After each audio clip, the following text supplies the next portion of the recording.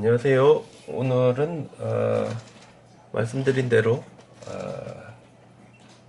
출장 때문에 우리 빠진 수업 보강을 해드리겠습니다.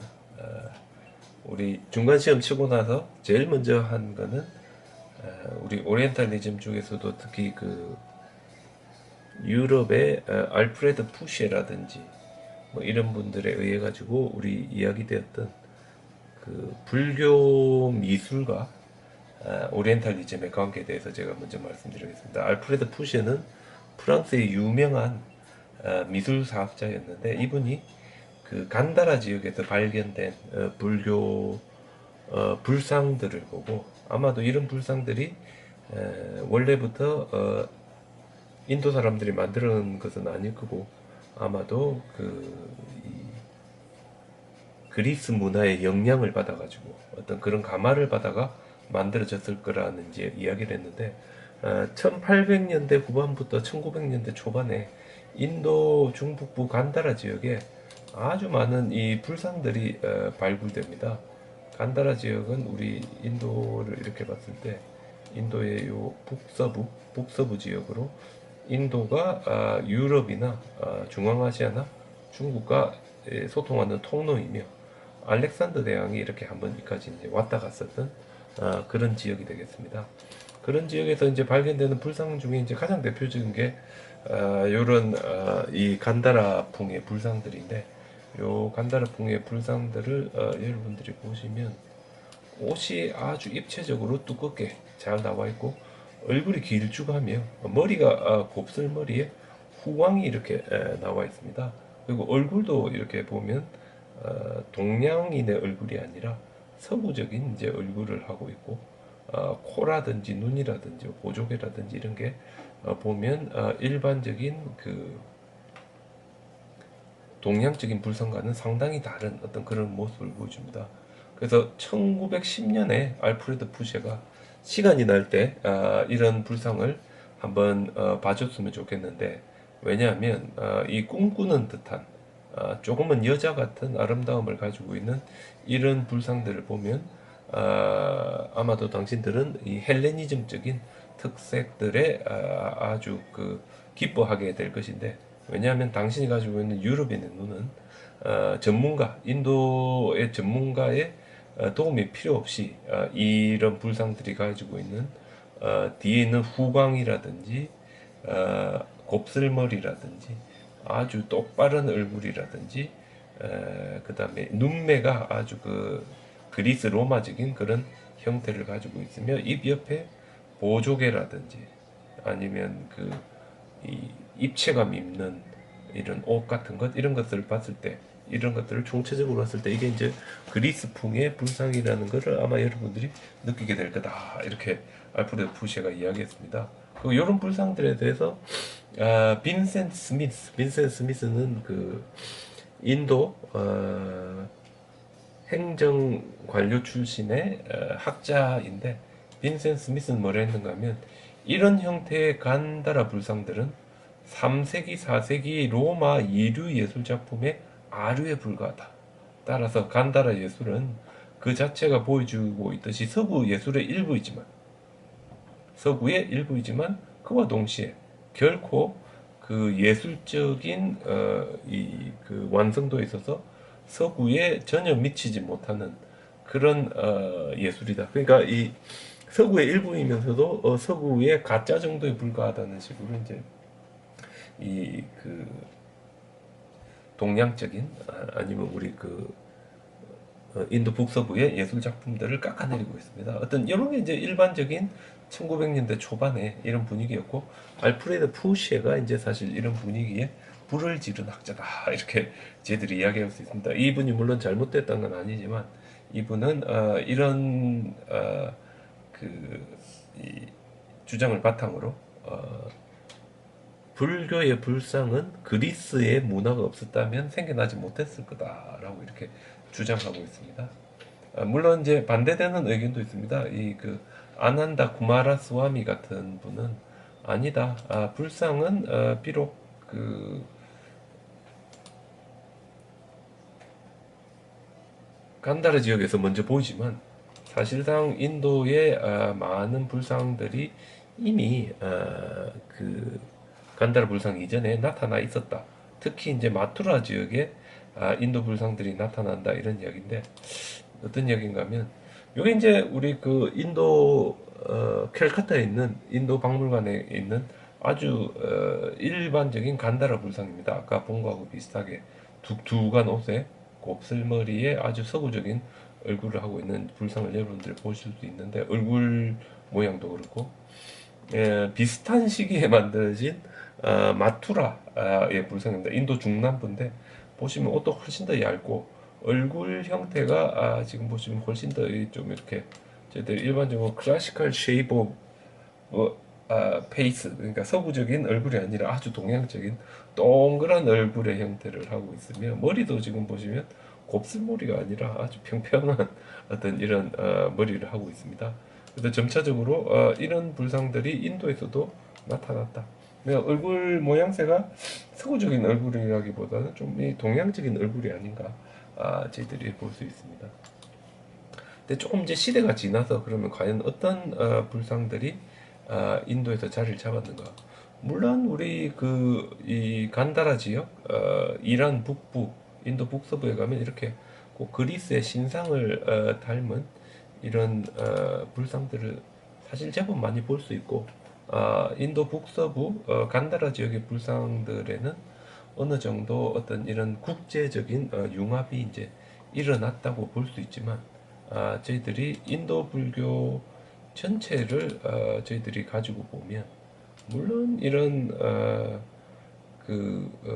지금 보시는 어떤 이런 간다라 불상에서 보이는 서구적인 영향도 중요하지만 결국 그 인도 불상이나 중국이나 한국 불상이 표준이 된 어떤 불상의 모습은 상당히 동양적인 모습을 하고 있으며 머리 모양도 지금 곱슬머리에서 이 꼭 우리 그 고동이 거꾸로 말려 올라간 듯한 어떤 이런 식으로 점점 바뀌어 있고 어떤 이런 불상들이 점점 더 표준이 되었다 이렇게 저희들이 말씀드릴 수 있기 때문에 꼭 이렇게 유럽의 영향을 받은 서구적인 불상이 이 전체 인도 불상을 대표한다고 이야기하기는 조금 어려운 것 같습니다. 그리고 우리나라로 이런 불상들이 왔을 때 제가 한 가지 말씀드리고 싶은 건 우리나라의 이 대표적인 석굴암 불상인데 한국으로 오면서 이 불상들이 상당히 나이가 먹어버렸습니다. 지금 보시면 우리 석굴암 본尊불인데 상당히 그 나이가 많은 어떤 이런 그 얼굴이 아주 커지는데 이거는 주로 이 중국 불교의 영향이고 제가 보기에 우리 석굴암 본尊불은 철저하게 당나라 양식, 중국 당나라 양식에 따른 이런 불상이라고 할 수 있을 것 같습니다. 여기에 비해서 우리 인도나 동남아시아의 불상들은 상당히 젊습니다.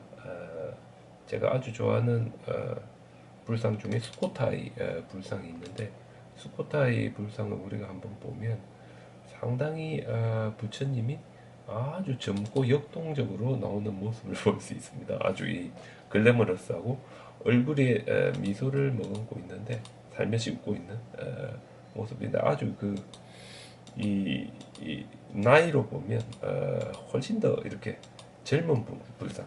그래서 이 인도나 동남아시아나 우리 인도 북서부에서 아주 젊은 불교, 젊은 아주 이 뭔가 새로운 힘을 상징하는 불교가 조금은 이렇게 시대가 지나면서 늙어버린 거 아닌가 하는 이런 느낌을 제가 조금 받는데 우리 불상을 가지고 뭐 여러 가지 이야기를 할 수 있겠지만 물론 이제 이 불상이 처음 시작될 때 그리스의 영향이 많았었을 것이다라고 우리 모두들 이야기할 수 있지만 그럼에도 불구하고 이게 전적으로 그리스적인 영향이 아니라 제가 보기에는 사실 이 인도 북서부 지역 지금 우리가 이야기하고 있는 이 인도 북서부 지역은 수없이 많은 이 다양한 민족들이 하나로 이렇게 묶이는 그런 지역이라고 할 수 있습니다. 바로 요 인도 북서부 지역을 중심으로 이란 사람들도 이 지역에 내려갔고 중앙아시아의 스키타이인들도 이 지역으로 내려갔고 그 중국 사람들도 이 지역으로 내려왔고, 그 당시 이 지역의 지배자들은 쿠션, 중국 북서쪽에서 출발한 월지족들이 넘어서 이쪽이었고, 알렉산더 대왕이 왔을 때 그리스 로마계 유민들이 있었습니다. 그래서 저는 불상의 탄생을 어떤 서구 문화의 일방적인 우위에 의해서 이 불상이 탄생했다기보다는 이 지역의 기원 전후에 있었던 국제적인 문화의 융합, 그리스 사람들, 인도 사람들, 중국 사람들, 중앙아시아 사람들, 이런 사람들, 어떤 이런 다양한 사람들의 문화적인 융합이 이 지역에 있어서 아주 엄청난 불상의 탄생이라는 어떤 그런 이 큰 사건을 낳았다. 저는 이렇게 보고 싶고, 그 다음에 보통 저희들이 아나이코니즘이라고 해가지고 알프레드 푸쉐 같은 사람들이 이제 주로 주장하는 이야기인데, 원래 불교에는 불상을 직접적으로 표현하지 못하다가 한참 지나서야 이 그리스 로마의 영향을 받고 불상을 표현하기 시작했다 이건데, 예를 들어서 간다라 지역에 불상이 생기기 이전에 부처님의 모습을 사람의 모습으로 표현하기 이전에 부처님의 탄생은 인도에서 이렇게 마야 부인이 잠을 자고 있을 때 코끼리가 이렇게 하늘에서 내려오는 모습으로 표현되는 것이 이 그리스 로마라든지 어떤 그런 이후에 부처님이 탄생해서 7걸음을 걷는 게 직접적으로 이렇게 표현되는 방식으로 변했다. 아니면 요거는 이 부처님의 출가 장면인데, 성에서 이 부처님이 출가하신 데까지가 있는데, 부처님이 있었던 자리는 발바닥에 법륜이 있는 것으로 표시하고, 출가하는 장면이 쫙 있는데, 보시면 말들이 말의 발이 땅에 닿지 않습니다. 닿지 않고 여기까지 쫙 오는데 일산이 위에 이렇게 있어서 일산과 말 사이에 누군가 있었던 것으로 표시되는데, 항상 요 칸은 비어 있습니다. 요까지 와서 부처님 출가한 다음에 비로소 이제 말의 발이 땅에 닿는데, 이거 왜냐하면 부처님이 출가 못하게 아버지가 지키고 있었는데, 밤에 몰래 말 타고 이렇게 출가하다 보면 말발굽 소리가 나서 들키게 됐는데, 그래서 이 말발굽 소리가 안 나도록 사천왕이 부처님의 이 말발굽을 들어줬다는 이야기가 있습니다. 이게 이제 그 표현이고, 여기 와서 부처님이 옷을 갈아입고 나니까 마부인 찬나가 합장을 하고 부처님께 인사를 하고 옷을 받아서 말을 끌고 이제 돌아간다는 이야기가 표현되는데, 따라서 이거 부처님의 일생의 한 장면이지만 부처님은 전혀 나타나지 않는, 그래서 우리 이걸 안아이코니즘, 초상화는 초상화인데 어떤 사람의 일생의 일부분은 일부분인데 그 사람은 빠져 있는 거다, 이래 이제 일반적으로 이야기합니다.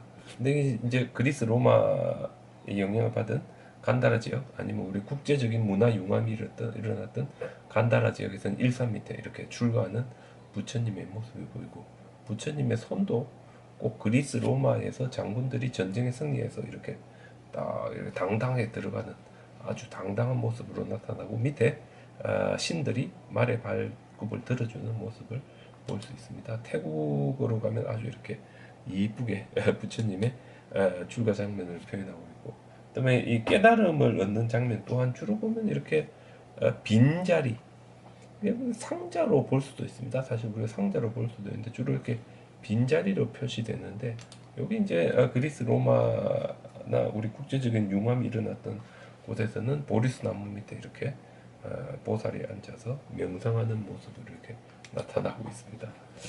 이것도 우리 부처님의 첫설법 장면인데, 첫설법은 바퀴를 굴리는 것에 비유됩니다. 그 장소가 이시바타나 미가다야, 현인들의 사슴공원이라 법륜과 사슴으로 부처님의 첫설법을 표현하는 어떤 이런 방식이 우리 간다라 지역에서는 이렇게 부처님이 직접 5명의 비구들에게 가르침을 쓰라는, 물론 여기도 보면 법륜과 사슴이 있어서 정확하게 표현해주고 있습니다.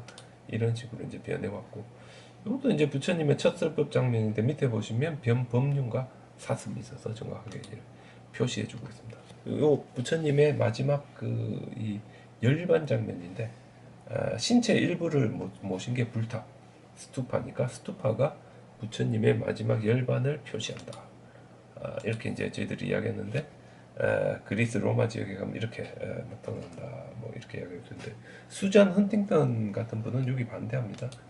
대표적인 게 이건데 보통 우리가 부처님이 돌아가셨을 때 그 지역에 있는 사람들이 2주 동안 잔치를 벌였다고 합니다. 성인이 자기 지역에서 마지막 열반에 들었다고. 그래서 보통 옛날에는 이 사람들이 부처님이 돌아가신 쿠시나가르 지역에 있는 만라족이다 그랬는데 가만히 보면 이 사람들은 만라족일 수가 없습니다. 왜냐하면 인도 사람들이 아닌 게 아주 두꺼운 신발을 신고 있고 옷도 엄청나게 두껍습니다. 이 사람들 쓰고 있는 모자라든지 아주 길쭉한 이런 모자라든지 보면 악기라든지 어떤 이런 것들 필이라든지 이게 인도풍의 악기가 아니라 스키타이족 내지 북서인도 유목민들 악기로 보입니다. 사실상 이 장면은 부처님의 열반 장면이 아니라 산치에 있는 불탑이 워낙 유명해서 인도 북서부에서도 이렇게 순례객들이 온다는 장면. 요 불탑의 모습은 아주 정확하게 산치 대탑을 닮았습니다. 2층으로 된 요 산치 대탑인데 우리 한번 보면 실제 산치 대탑하고 엄청나게 똑같습니다. 여기 있는데 지금 보시면 물론 이게 이제 발견 이후 많이 파괴됐다 복원됐지만 1층에 레일링이 있고 2층으로 올라가는 계단이 있고 2층에 한 바퀴 더 돌 수 있고 위에 이렇게 불탑이 있고 앞에 이렇게 토라나가 있는데 이 모습이 지금 이 모습과 아까 그 보통 저희들이 열반이라고 이야기하는 이 불탑을 보면 아주 똑같습니다. 그래서 사실은 요거는 부처님의 죽음을 불탑으로 표현한 게 아니라 이런 북서인도에서도 많은 사람이 온다는 것을 표현한 거고 따라서 우리 수잔 헌팅턴 같은 분은 어떤 이런 인도 사람들이 감히 자신들이 믿는 종교를 만든 사람을 함부로 표현하지 못하는 그런 겁 많은 사람들이 아니라 표현하지 않은 이유는 이 다양한 동기가 있으며 그 다음에 이 산치라든지 바루트에 있는 이 많은 것들은 붓다의 일생의 한 장면을 표현한 것으로 볼 수 있지만 그것보다는 다양한 지역에 불교인들이 순례할 수 있는 장소가 있고 이곳에 많은 사람들이 다양한 형식으로 순례한다는 것을 표현한 것으로도 볼 수 있다. 이렇게 우리가 이야기할 수 있겠습니다.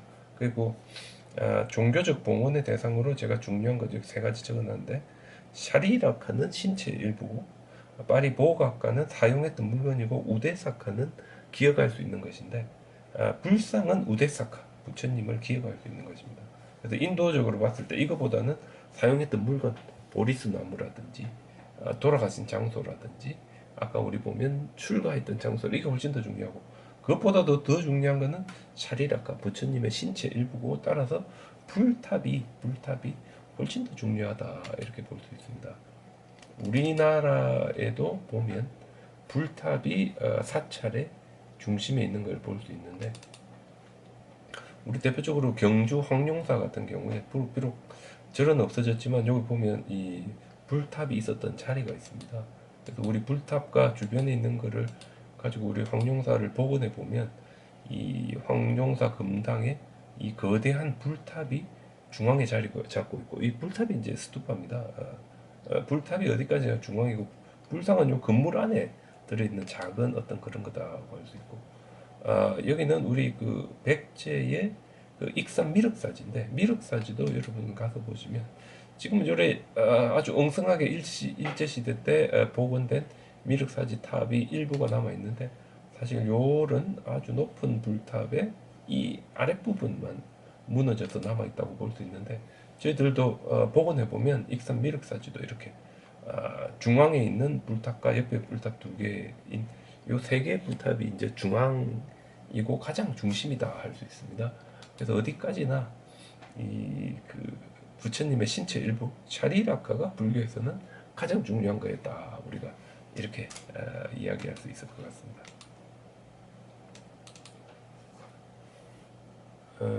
다음은 우리가 그 알렉산더 커닝햄에 대해서 이야기했는데, 커닝햄은 다들 이야기할 수 있겠지만 그 인도의 그 식민지 보고학자들 중에 가장 유명한 분이고, 이분이 ASI Archaeological Survey of India 인도 보고학 협회를 창립해가지고 사실상 인도의 불교 유적들을 지금 현재 형태로 보존하는데 지대한 공헌을 하신 분이다라고 이야기할 수 있고, 이분과 주변에 함께 이야기했던 일했던 사람들 덕분에 사실상 우리 부처님의 불교 4대 성지, 부처님이 태어나신 곳, 부처님이 첫설법을 하신 곳, 부처님이 깨달음을 얻으신 곳, 부처님이 돌아가신 곳, 요 4대 성지가 전부 다 지금과 같은 형태로 남아있다고 이렇게 저희들이 상당히 칭송하고 있습니다. 그리고 이제 이분이 활발한 고고학 조사 활동을 해가지고 많은 중요한 인도 유물들이 인도 캘커타에 있는 이 박물관에 많이 보존되어 있지만, 하지만 또한 이분이 인도 최고의 그 고고학적 스캔들에도 이렇게 연관되어 있다. 저희들이 이렇게 이야기할 수 있습니다. 그 가장 큰 고고학적 스캔들이 여러분들이 아시겠지만 제가 한번 말씀드렸지만 그 사리푸타와 모칼라나의 사리탑을 복원한 것과 관련되는 이야기인데, 아주 복잡한 이야기지만 간단하게 이야기하면 이분이 1851년에 메이시라는 이제 조수와 함께 인도 중부 산치 지역으로 가서 이 산치 불탑을 복원하게 됩니다. 이게 발견했을 때 사진인데 숲에 이래 둘러싸여 있는 주변에 수많은 이 나무들과 엉망진창으로 이래 무너져 있는 어떤 이런 형태로 이 산치가 발견됐습니다. 이 산치가 발견되었을 때 이 최초로 이제 이곳에 가서 이 복원 조사 활동을 한 게 이 커닝햄인데, 커닝햄이 이곳에 갔을 때 제가 지도를 잠깐 보여드리겠습니다. 여기가 이제 보팔이면 산치는 조금 우리 보팔 이쪽 위에가 이제 뉴델리고 이쪽 옆이 뭄바이인데, 여기 우জ্জে인이고 여기 보팔이면 조금 요 위쪽에 산치가 위치하고 있습니다. 이쪽에 산치가 위치하고 있고, 조금 더 가면 이제 보통 저희들이 비디샤라고 하는 이제 그쪽 지역이 나오는데, 중요한 거는 산치 지역에 가면 요 산치 불탑만 있는 게 아니라 주변에 이렇게 불탑들이 제법 많이 있습니다. 제법 많이 불탑들이 있고, 이 1851년에 커닝햄과 메이시가 산치도 가고 사따라도 가고 이 다양한 군데를 가서 이제 이 불탑을 조사를 했습니다. 근데 당시에 이제 조사를 한다는 거는 사실상 조사가 중요하고 좋은 건 다 이분들이 가지고 가버린다는 걸 의미하는데, 요 산치 대탑을 조사하다가 나온 제일 중요한 게 산치 대탑보다는 바로 옆에 있는 아주 작은 산치 스투퍼 넘버 3, 산치 세 번째 불탑입니다. 이거 그 당시 찍은 사진인데, 이거는 고고학 조사를 했다기보다 완전히 다 때려 부어놨는데, 요 산치의 세 번째 불탑, 지금 현재 복원한 모습이 이렇게 남아 있습니다. 이게 이제 인도 고고학협회에서 이렇게 복원했는데, 보면 토라나 뒤에 이렇게 거의 무너진 상태로 보이는데, 요 불탑의 중앙부에서 아주 중요한 사리함, 그러니까 신체 일부가 들어있는 사리함이 두 개 나왔는데 이겁니다. 요게 지금 현재 우리 기록으로만 남아 있고 원본은 전혀 안 보이는데, 그 중앙에서 요 사리함 두 개가 나왔는데, 하나는 사리푸트라, 하나는 목갈라나의 이런 형태의 사리함이 나왔습니다. 그래서 이게 사실상 우리 인도에서 사리푸타와 목갈라나의 이름을 가지고 나온 사리함 중에는 현존하는 것 중에 거의 가장 저희들이 이제 믿을 만한 가장 중요한 유적지에서 나온 거다 보면 요게 사라졌습니다. 전혀 사라져서 나타나지 않고, 그 다음에 이 두 사람이 옆에 있는 사따라에 갔는데, 사따라도 이 아주 큰 이런 불탑이 남아 있습니다. 지금 이 사따라는 가기 상당히 어려운데, 요 사따라에서도 사리함이 나왔는데, 여기서는 12명의 아주 많은 스님들이 이름과 함께 사리함이 나왔습니다. 그래서 요 12명 중에 사리푸타도 있고 모칼라나도 있는데 이게 이제 스캔들이 어떻게 발전하는가 하면 어, 이 처음에 보여드린 사리푸타와 모칼라나의 사리함은 사라졌습니다. 전혀 저희들이 찾지 못하고 있고 어디 있는지 아무도 모르는데 요 사타라에서 발견된 사리함은 조사해 보니까 영국의 빅토리아 알버트 뮤지엄에 있는 게 저희들에게 이제 알려졌는데 그 관련해서 저희들이 한번 조사를 해보면 아마도 사리푸타와 모칼라나의 사리함은 커닝엄이 개인적으로 챙겨가지고 영국으로 보내기 위해 따로 보관했었던 것 같고 메이시는 이 사타라의 사리함을 아마 자기가 한 것 같습니다. 그래서 메이시가 이 사리함을 영국으로 들고 왔고 영국으로 들고 왔다가 메이시의 이 아들 내지 손자에 이르러서 이 사리함을 영국의 빅토리아 알버트 뮤지엄에 이렇게 전시를 하다가 팔아버립니다. 그 박물관에 팔아버립니다. 그 다음에 이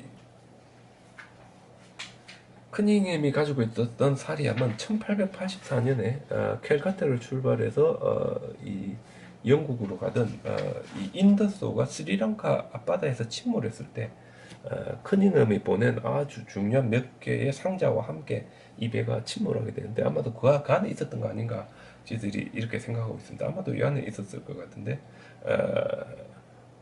결국 떠나지 못했던 거고 중요한 거는 1921년에 빅토리아 알버트 뮤지엄에 완전히 기증된 사타라의 사리함을 그 스리랑카의 이주민들이 런던에 있는 사람들이 알게 되고 그 박물관에 이 사리푸타와 모칼라나의 사리가 있다는 소문이 퍼지면서 많은 사람들이 매일같이 그쪽에 가서 이렇게 이 향도 피우고 막 반환 운동을 전개해가지고 결국 2차 세계대전이 끝나고 나서 이 사리함이 이제 돌아가게 됩니다. 돌아가게 되는데 돌아온 사리함을 모시기 위해서 인도와 이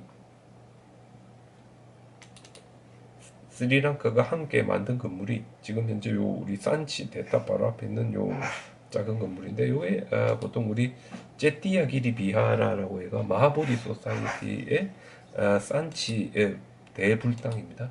요 불당의 요 중앙에 부처님 밑에 이 사타하라에서 발견된 사리함에 들어있던 사리들이 이제 모셔져 있는데 중요한 거는 12명 중에 이제 사리푸타와 모칼라나가 있고 그다음에 이게 이 반환될 때 반환 운동 주체는 스리랑카 사람이고 반환된 장소는 영국이고 함께 도와줬던 사람들은 미얀마 사람이기 때문에 이게 또 나눠집니다. 일부는 스리랑카에 일부는 미얀마에 그 다음에 이 산치로 돌아왔기 때문에 이게 어느 정도 사리푸타와 모칼라나의 사리함이 여기 있을지 사리가 남아 있을지 모르겠지만 요 밑에 이렇게 이제 남아 있는 걸로 저희들이 이제 볼 수 있습니다. 다만 제가 이 입구에 보면 1952년 11월 30일 날 인도의 수상인 자와할랄 네루가 직접 아라한 사리푸타와 마하모칼라나의 성스러운 사리를 모시는 행사를 이곳에서 직접 진행했다고